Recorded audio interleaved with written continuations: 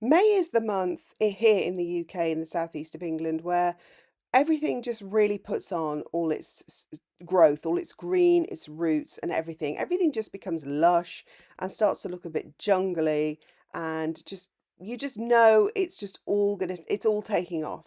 And that definitely happened today. It was really, really warm. I was watching my salad seeds, which I sowed just 2 days ago, and I swear I could actually see them growing. They're growing that fast. It's warm, it's wet, it's light, and they love it. So, May is a really important month to keep on top of things. And that doesn't mean becoming a slave to your garden, it just means pottering about every now and again and addressing issues and problems before they become a massive big job. So, here are 10 things that you really need to do in May, sort of every weekend or something like that, at least once a week, for just come out into the garden and just potter about doing these 10 jobs, and your garden will look beautiful as you go into June. All right, number one is hardening off. So you need to start hardening off plants because you're not going to keep them indoors all year round.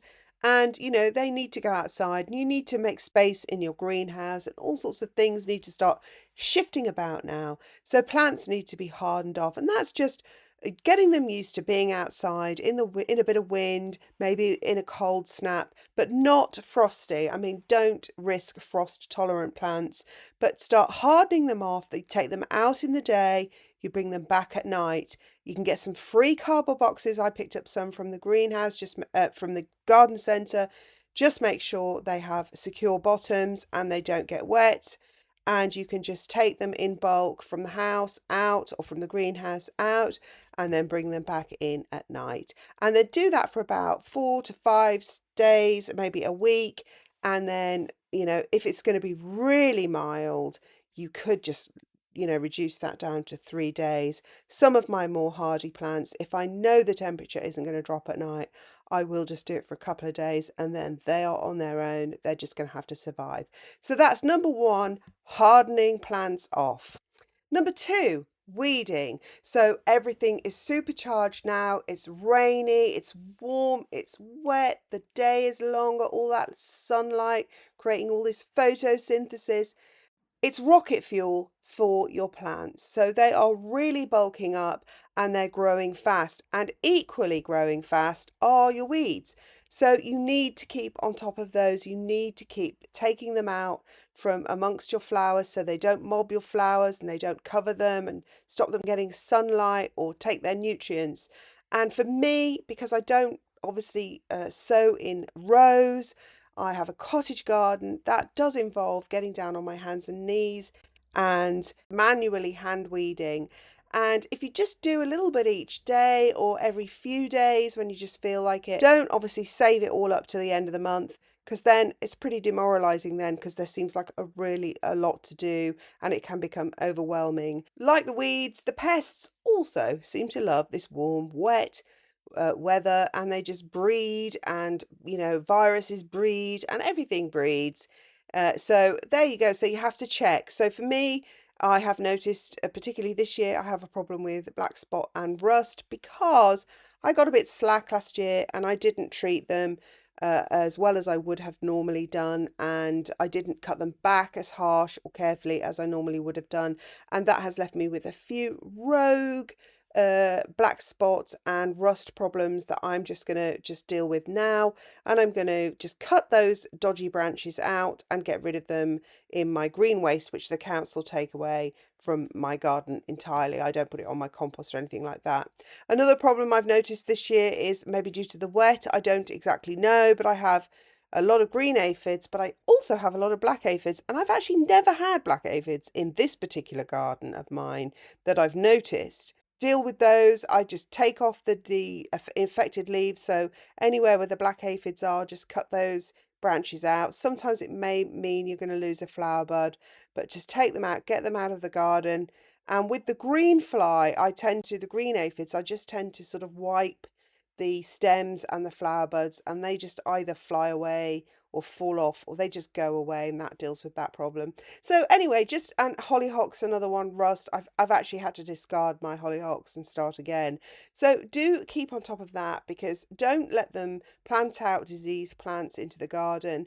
Don't allow diseased plants to fester and infect the rest of the plant or other plants nearby. So keep on top of those pests and diseases.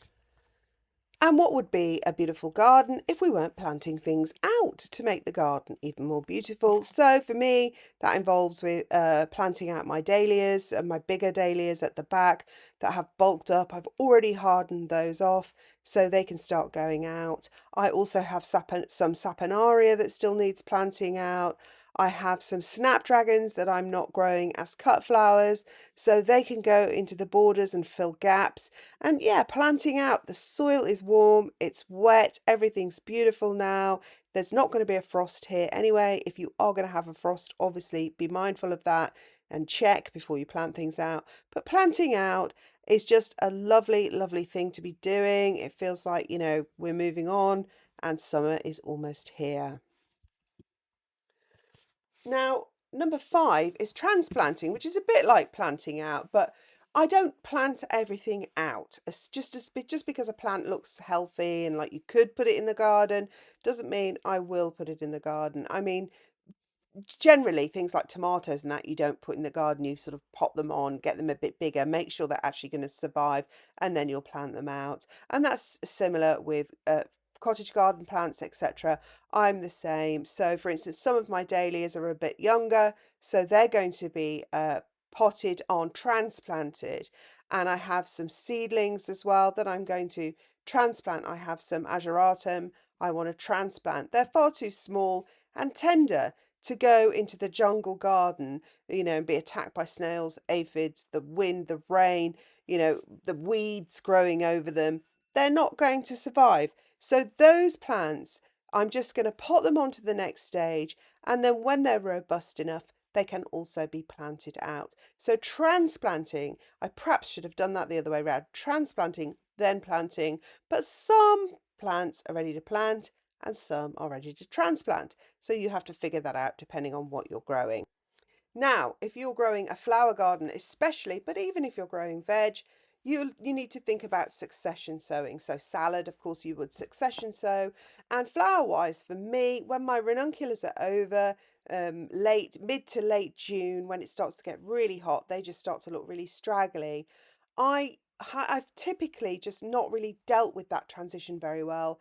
And then my border goes from absolutely beautiful to, oh, for the rest of the season. So this year, I'm doing zinnias and I'm succession sowing some zinnias so that I can use that border that had my ranunculus in. I can now put my zinnias in. They'll be ready to flower shortly after the ranunculus have finished, and then after that I can even sow some more zinnias so that that will just keep them going through the season. And you would do this also with salad, as I said earlier, and things like people don't even maybe realize this, but you can triple sow courgettes and other flowers. Now, while we're on the subject of sowing, you need to sow for next year. I mean, that's crazy, isn't it? I remember when I first had to get around my head around this, I couldn't believe it. But, if you want foxgloves, for instance, and I do Canterbury bells, campanula, and what's the other one? Sweet William, dianthus. Those kinds of things need this summer now to grow a lot of green and big healthy roots. So they do all their bulking up through this season. And they can't flower this season. They haven't had enough energy from the sun and they haven't got enough roots and they just haven't done enough growing. So that's why you need to start them now. And then by next summer, boy, they are going to be worth waiting for. So number 8, am I on? I've forgotten where I am. Staking. So, obviously if everything's going to be fed by rocket fuel and it's sort of growing at a rate of knots, you're going to need to start controlling them. And I was a bit late to my tulips. I should have really staked those a lot earlier, but tulips are almost coming over now. So you're going to be looking at, I've got this sweet rocket here, needed staking peonies, some of my peonies have grown really tall. They needed staking. Delphiniums, they need staking. Sweet peas. Obviously, if you're growing veg, all those veg need staking, your beans and peas and all that sort of stuff. So staking is something, you know, just grab the sort of early shoots, the tendrils, anything that's tipping over because it's got heavy foliage. Start thinking about containing those now, not just because they look more attractive, and they will look more attractive, because you don't want them flopping over and crushing other plants, or cutting out the sun from other plants, but also they just look more messy. But also they might break. They'll be more vulnerable to snapping and breaking. So just take care of those wayward upward growing plants. Now, clematis, another one, weave it through the trees and branches. Don't have it waggling about in the wind.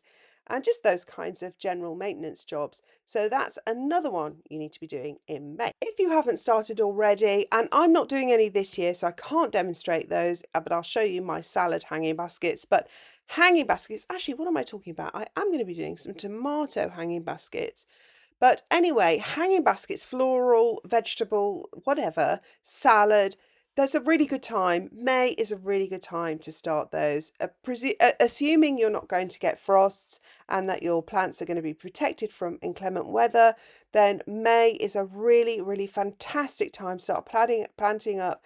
Maybe you've bought some bedding plants from the garden centre with some training plants and you really want to put them into a hanging basket. Well, now is the perfect time to do those. In a couple of weeks, they will take off. The whole hanging basket will be green. And then in a few weeks after that, you'll just have this ball of colour. I remember going on doing my first hanging basket in Brighton, and it was in May. It was the beginning of May. And then I went away for just I think it was a week actually, to Portugal.